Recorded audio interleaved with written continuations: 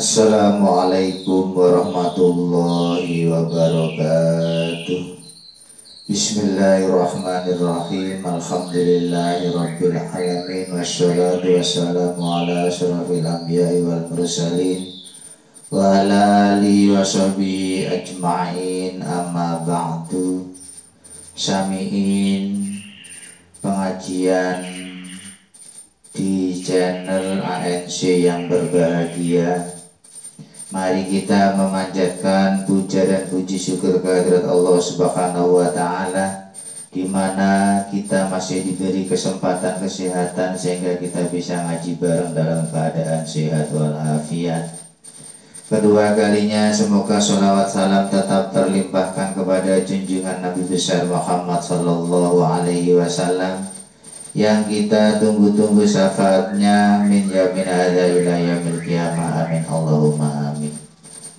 Kita masih diberi waktu untuk bisa ngaji. Mari kita pada hari ini ngaji tentang masalah bagaimana hukumnya berjamaah pada sholat sunat. Lebih dulu kita harus tahu bahwasanya sholat sunat itu ada dua macam. Yang pertama, sholat sunat yang disunatkan berjamaah, dan yang nomor dua, sholat sunat yang tidak disunatkan berjamaah. Nomor satu sudah jelas, yaitu sholat sunat itu disunatkan berjamaah, sebagaimana sholat hari raya, sholat istisqa, sholat gerhana, dan lain sebagainya. Kemudian yang nomor dua, sholat sunat yang tidak disunatkan berjamaah. Bagaimana hukumnya sholat sunat yang tidak disunatkan berjamaah kalau kita kerjakan dengan berjamaah?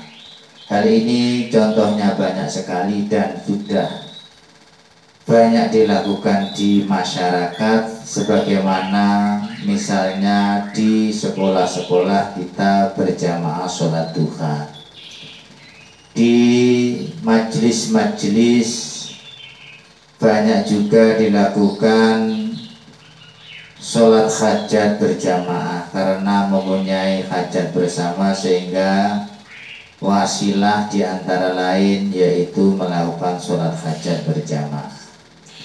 Nah, bagaimana hukumnya kita melakukan sholat sunat yang tidak disunatkan berjamaah dilakukan dengan berjamaah? Hukumnya yaitu boleh atau mubah. Hanya saja karena hukumnya mubah, maka tidak ada pahalanya. Tapi jikalau kita bertujuan untuk memberikan pengajaran atau taklim atau mendorong kepada masyarakat agar giat melakukan sholat sunnah tersebut, maka mendapatkan pahala. Pahala. Ini berdasarkan di kitab Minhajul Qawim juga ada, dan juga di kitab Bughiyatul Mustarsyidin juga ada. Itu yang pertama. Yang kedua, pada sholat sunat yang disunatkan berjamaah, maka tidak disunatkan untuk azan dan iqamah, akan tetapi disunatkan mengucapkan as-sholatu jami'ah ya. Ketika hendak mulai maka disunatkan mengucapkan as-sholatu jami'ah. Ini untuk sholat sunat yang disunatkan berjamaah. Tapi jangan sampai kita mengucapkan hal tersebut ketika kita berjamaah pada sholat sunat yang tidak disunatkan berjamaah tersebut, sebagaimana sholat duha dan sholat hajat. Nanti bisa dianggap bahwasanya sholat tersebut itu disyariatkan berjamaah. kalau ada anggapan dari masyarakat bahwasanya sholat sunat yang kita lakukan itu disunatkan untuk berjamaah, maka bisa menjadi hukum haram dan tentunya tidak mendapatkan pahala lagi karena hukumnya haram, karena memberikan prasangka bahwasanya sholat tersebut disunatkan berjamaah. Oleh sebab itu maka dua hal itu harus diperhatikan. Yang pertama, jangan sampai kita melakukan sholat sunat tersebut itu membuat orang lain berprasangka bahwasanya sholat sunat tersebut itu disunatkan di dalam syariat, dan jangan sampai lagi ada hal-hal yang menimbulkan perbuatan haram. Kemudian yang nomor dua, tidak perlu kita mengucapkan as-sholatul jami'ah. Hal ini kita ambil referensinya di dalam kitab Bughyatul Mustarsyidin. Tubahul jama'atu fi nahwil witri wa tasbih fala karohata bidzalika wala thawaba. Diperbolehkan atau mubah hukumnya berjamaah di dalam sholat witir, sholat tasbih, dan tidak ada hukum makruh, akan tetapi tidak ada pahala. Naam in kusita ta'limul musallin wa takhriduhum kana lahu sawabun wa ayu sawabin bin niyatil hasanah ila angkol hadza idza lam yaktarin mahdzurun kanahwi idzain wa i'tiqadil ammati masyru'iyatal jamaah wa illa fala thawaba bal yukhramu wa yumna'u minhu. Betul dikatakan boleh dan tidak makruh, juga tidak ada pahala.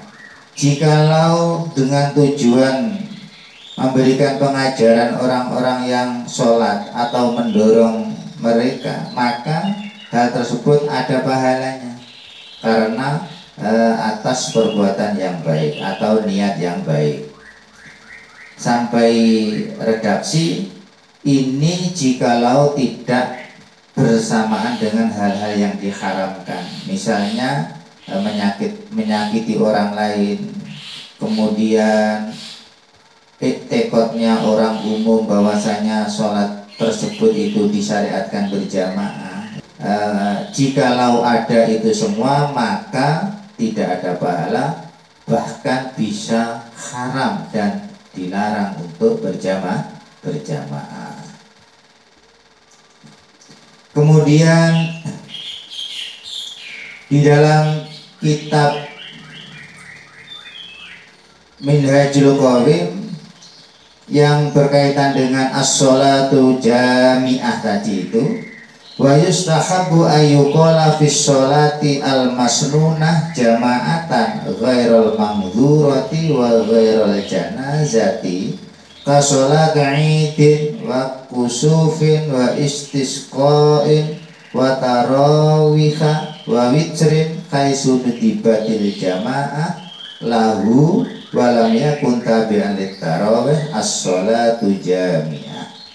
Disunatkan kita ucapkan pada sholat sunat yang disunatkan berjamaah, selain sholat yang nadar, selain sholat janazah, seperti sholat hari raya, sholat gerhana, sholat istisqa, dan sholat taraweh, dan juga sholat witir yang sekira witir tersebut itu disunatkan berjamaah yang tidak mengikuti sholat taraweh. Karena kalau sholat witir itu mengikuti taraweh, sudah jelas itu disunatkan mengucapkan as-sholatu jami'ah. Kemudian yang dikecualikan tidak boleh mengucapkan as-sholatul jami'ah, yaitu sholat sunat yang tidak disunatkan berjamaah. dengan referensi wa kharaja bima dzukir an-nafilah allati lam tusalla jamaah wallati lam tusra al jama'atu fiha wal mangzuratu wa sholatul janazati fala yusannu fiha dzalik. Dikecualikan dari keterangan di atas, yaitu sholat sunat yang tidak dilakukan berjamaah. Meskipun sholat itu disunatkan berjamaah, kalau sholat sunat tersebut tidak dilakukan dengan berjamaah, ya tidak disunatkan, kita ucapkan as-sholatu jami'ah. Dan juga kecuali lagi sholat-sholat sunat yang tidak disunatkan berjamaah, ini juga tidak disunatkan atau tidak boleh kita ucapkan as-sholatu jami'ah. Karena kalau kita ucapkan as-sholatu jami'ah akan menimbulkan dugaan orang-orang umum bahwasanya hal tersebut itu disunatkan berjamaah,